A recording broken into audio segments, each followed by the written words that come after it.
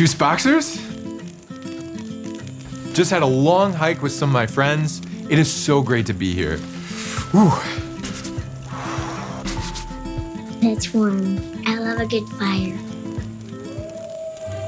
What was that? That sounds like a wolf. A wolf? Is a wolf over here or there or where? Okay, there's no need to be afraid. This actually reminds me of an amazing story of St. Francis of Assisi. Have you guys ever heard of him? He's the animal dude. Oh, he is more than just an animal dude. He is a brave, holy saint. And actually, he almost got eaten by a wolf. But with the help of Jesus, with the help of our Father in heaven, he was able to save a whole town. This is actually a great campfire story. The story begins in a small, quaint little town in Italy called Gubbio. This town was surrounded by a dark, dense, deep forest. One day, there was a wolf that all of the townspeople noticed lurking around. And this wolf, it began to eat all of the townspeople's food, all of the crops.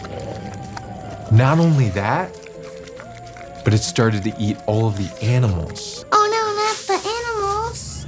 It ate the farm animals, it ate the pets. This wolf was a mean wolf. As the wolf ate through all of the crops, all of the farm animals, it began to hunt and eat humans.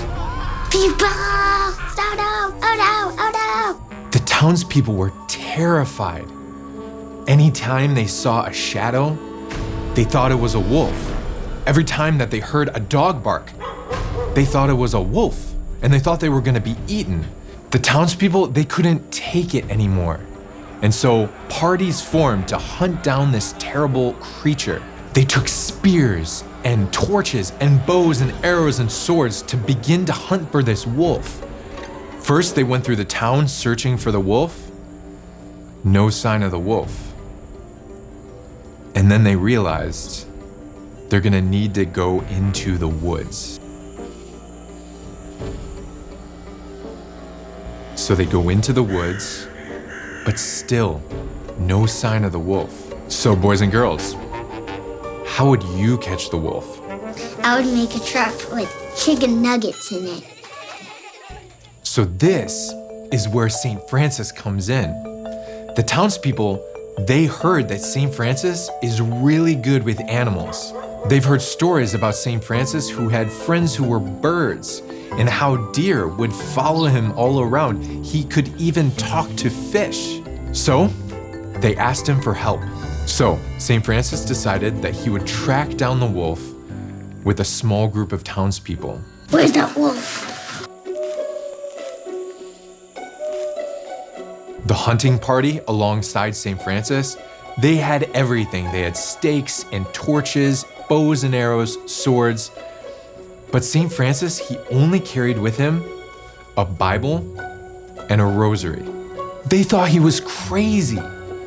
Would you go into the woods with St. Francis?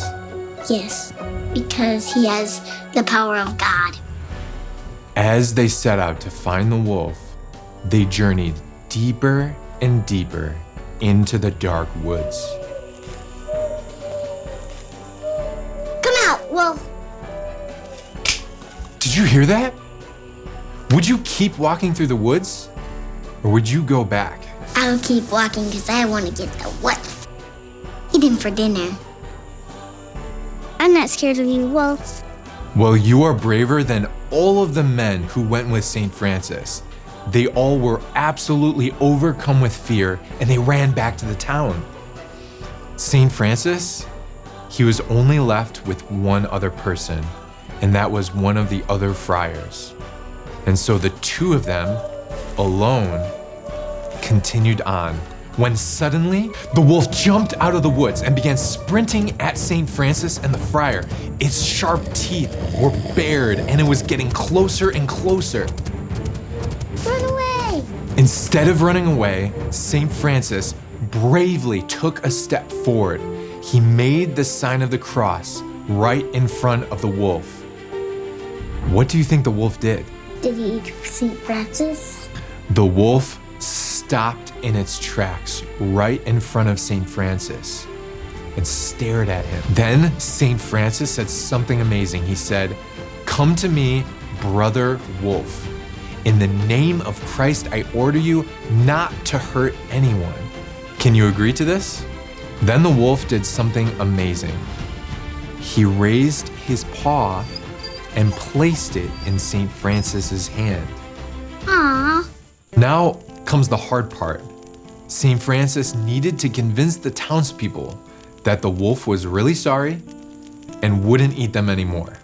Do you think you could forgive the wolf? I would forgive the wolf.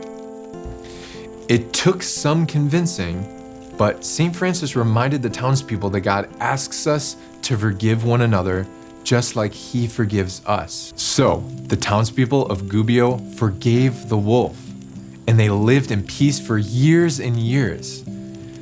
The townspeople would take turns making sure the wolf was fed. They had friendship and companionship. And guess what? The wolf never attacked another farm again or any townsperson again. The wolf kept his word. Wow, that's amazing. It would be cool to have a pet wolf. See, no need to be afraid when God is at your side, just as he was with St. Francis. Maybe that's St. Francis's wolf. Should we go see and say hi? Maybe it's better that we just get some rest tonight.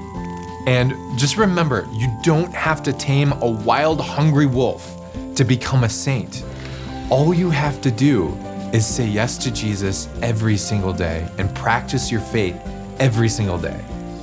Asking God for help when you're scared. Or forgiving others. Exactly.